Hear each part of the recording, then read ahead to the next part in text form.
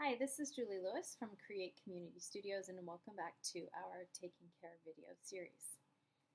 Today I want to show you how to finger knit, and there are lots of finger knitting tutorials out there that you can search for, and I'm going to demonstrate some simple finger knitting, and once you've learned the basic technique, you can find lots of different projects you can turn your finger knitting pieces into, like scarves and belts and necklaces and even little yarn animals. But as I'm knitting, I want to tell you a little bit more about the health benefits of knitting and specifically finger knitting. Knitting is something that often seems a little challenging for people because there are fancy stitches and it involves needles, and I know lots of people that feel a little, almost a little anxious about learning how to knit. So finger knitting is a great way to start to learn how to knit and to get all of the health benefits of knitting. So what you're going to need for this project is a ball of yarn, and I recommend starting with a larger, heavier weight yarn, a pair of scissors, and your hands. So I'm going to tip my camera down now so you can see how to get started, and then while we're working I'm going to tell you a little bit about what some of the health benefits are of finger knitting. So you're going to start with your non-dominant hand as the loom, or the surface that we're going to be knitting onto. And finger knitting is a little like a combination of knitting and weaving. And then you're going to take your dominant hand and you're going to lay the yarn in between your thumb and your pointer finger, with the tail laying across the palm of your hand. And now you're going to, this is the part that's a little like knitting, you're going to do an over-under pattern of repeating loops around your fingers. So you're going to come up in between your pointer and your tall finger, and then down in between the tall and the ringo, and then up in between ringo and pinky, loop around the back, come up in between ringo and pinky, down across the front, behind your tall finger, and then over your pointer. So now you've created a loop on each finger, and we're going to repeat that. So up in between, over, down in between, under, up in between, over, around the back, and repeat. Up in between, over, under, over. So now I have two loops on each finger, and I have the tail still just laying on the palm of my hand. So the next step is to take the bottom loop, the loop that's closest to the palm of your hand, and bring it up over the top of your finger and around to the back. So you need to bend your finger a little bit to make that loop fit over the top and around to the back. So I'm just going to repeat that on each finger until I'm now left with just one row of loops. And I can kind of tighten up in the back and in the front. And now I'm going to repeat this again. So I'm going to come up in between my pointer and my tall finger, over, between and under, between and over, around the back of my pinky, between and over, between and under, between and over, and around my pointer. And now you see I have two loops again. And I'm going to repeat the same process of pulling the loop over the top of the finger to the back with each finger. The bottom loop over the top loop and over the finger to the back. So I don't have much happening yet in the back, but you'll start to see that the loops will start to collect back here, and it's almost kind of like a ladder pattern. And this tail you can tighten every once in a while, and then you're just going to keep going and making this as long of a piece as you would like. So I want to tell you, as I'm going on here, a little bit about some of the health benefits of knitting in general, but also specifically finger knitting, because in this case the fibers are touching your hands, and anytime we're doing something kind of tactical like this, there's a tactile, tangible piece of work that we're creating with our hands, there are lots of benefits from it. So first of all, the most important thing is that there's this stress relief quality that's inherent in any kind of knitting. And usually that is the result of this sort of repetitive motion of what you're doing.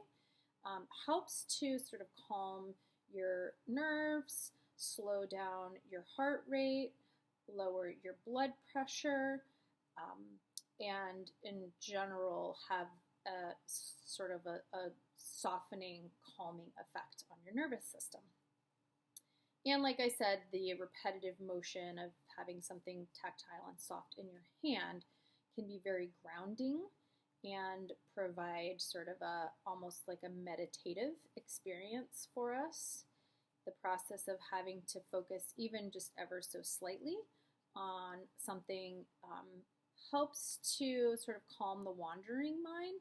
And this is what I love about finger knitting, because with any kind of knitting that you need to use needles with, there's a little more concentration and a little more attention that needs to be paid to the process, whereas finger knitting is really just one pattern of weaving back and forth along the finger. So there isn't a lot of concentration that's required. We know that in this time it seems a little difficult to stay focused and keep our attention on one thing with a lot of the anxiety that folks are feeling with this stay-at-home period. So what's helpful is this is just enough sort of redirection and distraction to sort of keep us from wandering into the more anxious places that our brains are going right now. So this tangible result also has, the effect of raising our self-esteem and giving us a little confidence that we've created something. You can start to see now that my tail is coming out with sort of a nice piece of almost like a belt type effect on it. There's also been lots of studies on how knitting has helped people to overcome eating disorders or stress eating or addiction, and to stop smoking. So there's a lot of research that's been done in general around art having that effect, but specifically having something to do with your hands can keep you from going for the food or going for that extra drink or going for that cigarette. So this has, really some amazing health benefits to it.